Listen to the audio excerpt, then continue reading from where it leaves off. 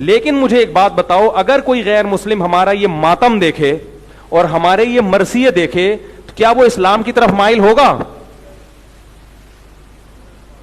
مائل ہوگا. وہ بولیں گے ان کو کیا ہو گیا, یہ کیسا مذہب ہے؟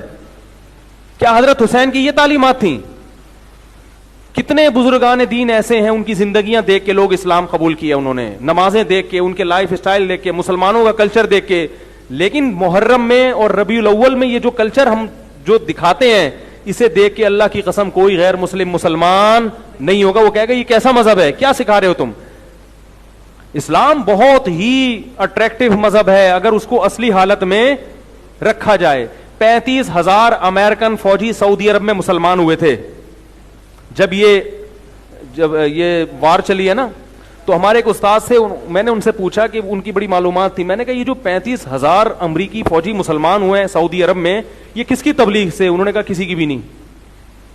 ان کو اسلام کو اب پڑھنے کا موقع ملا ہے سعودی عرب آنے کے بعد, کیونکہ سعودی عرب آئے تو انہوں نے کچھ وہاں دیکھا سسٹم, تو ان کو اسلام کو جب انہوں نے خود پڑھا تو خود ان کو اتنا اچھا لگا, کیا ہو گئے. لیکن اگر وہ یہ پڑھیں گے یہ کالے کپڑے اور ماتم اور چھری اور چاقو اور دیگیں حلیم کی, یہ اسلام نہیں ہے میرے بھائی, یہ اسلام نہیں ہے. تو اس لیے پھر بھی میں کہتا ہوں جو کر رہا ہے ان کا مسلک ہے, ان کو کرنے دو. محبت سے اگر کسی کو سمجھا سکتے ہو تو سمجھا دو, خود اللہ کا واسطہ ان چیزوں میں نہ پڑو. ہمارے مذہب میں کوئی مہینہ منحوس نہیں ہے. اگر ہم کہتے ہیں اہل بیت پر ظلم ہوا اس مہینے میں, تو اہل بیت کی تاریخ اٹھا کے دیکھو گے تو کسی اہل بیت پر سفر میں ظلم ہوا, کسی پر ربیع الاول میں ظلم ہوا, کسی پر ربیع الثانی میں ہوا. پورے سال کسی نہ کسی پہ ظلم اور کسی کی کسی عدل ہوتا رہے. کوئی ایک تاریخ بھی اسلامی تاریخ میں ایسی نہیں ہے جو بچی ہوئی ہو. تو کب تک مناتے رہو گے؟ کس کس کا دن منا؟ حضرت حسن کو جو زہر دیا گیا, کیا یہ ظلم نہیں تھا؟ تو وہ دن بھی پھر نحوست کا منانا چاہیے. اور انبیاء کو شہید کیا گیا ہے بہت سارے دنوں میں, پیغمبروں کو شہید کیا گیا ہے. تو یہ ساری چیزیں غیر مسلموں سے آ رہی ہیں. ہمیں ان چیزوں سے کیا کرنا ہے؟ ربیع الاول میں بھی ہمیں شریفانہ طریقے سے زندگی گزارنی ہے. ایسا اب میں کہیں سے آ رہا تھا گاڑی, تو دیکھا کہ وہ لبیک یا رسول اللہ کے نام پہ چند لوگ, سارے ایسے نہیں ہوتے, کسی بھی قوم کو میں سب نہیں, ہر جگہ کچھ اچھے لوگ ہوتے ہیں کچھ برے ہوتے ہیں. تو انہوں نے جناب راستہ روک لیا اور لبیک یا رسول اللہ کہہ کے ناچنے لگے. وہ جو گاڑیوں میں پھنسی ہیں برے طریقے سے, اس قدر کوفت ہوئی ہے ٹریفک بغیر اطلاع کے. جب ایسا کوئی ہوتا ہے تو ٹریفک کیا ہو گیا؟ پھنس گیا. ارے بھائی اتنی بڑی ٹینشن, اتنا بڑا عذاب کہاں سے نکلیں؟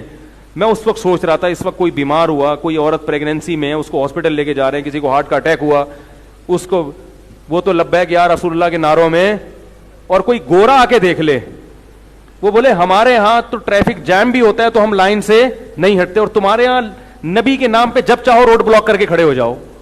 تو اسلام تو میرے بھائی مینجمنٹ سکھاتا ہے. اسلام آپ کو برباد ہونا یا مینجمنٹ کی جو یعنی نظام کو خراب کرنا, انتظام کو خراب کرنا, یہ اسلام کی تعلیمات تھوڑی ہیں.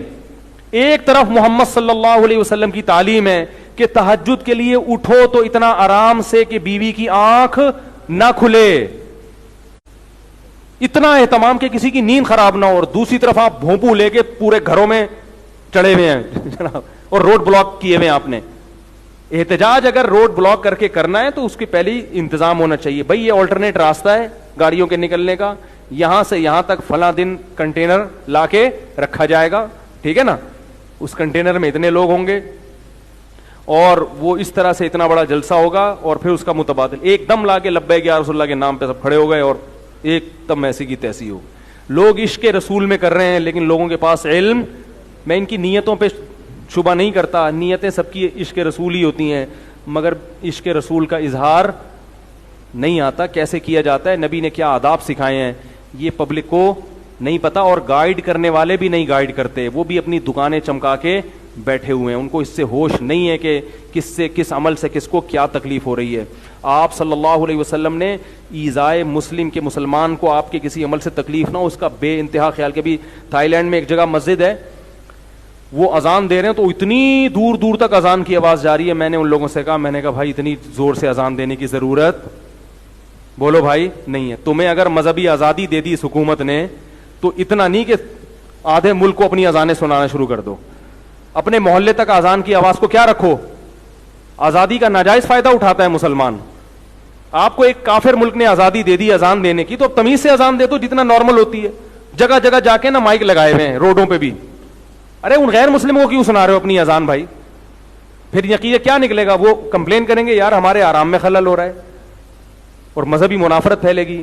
تو مسلمان تمیز سے چلتا بولو نا نہیں ہے. بس وہ سمجھتا ہے میں چونکہ اللہ کی کبریائی پورے ملک میں بیان کر رہا ہوں, ہے اللہ کی توحید میں نے پورے بینکاک میں بیان کر دی, تو اللہ نے کب کہا ہے کہ میری کبریائی اس طریقے سے بیان کرو کہ پھر کل تم پر پابندیاں لگیں. اور چائنا میں مذہبی آزادی بہت تھی, وہاں جلسے شروع کر دیے لوگوں نے, ان جلسوں سے روڈ بلاک ہونا شروع ہوئے. چائنیز گورنمنٹ نے کیا کر لگا دی؟ پابندی لگا دی. تمیز سے کوئی کام ہی نہیں ہوتا ہم لوگوں سے. اللہ تعالیٰ حفاظت فرمائے.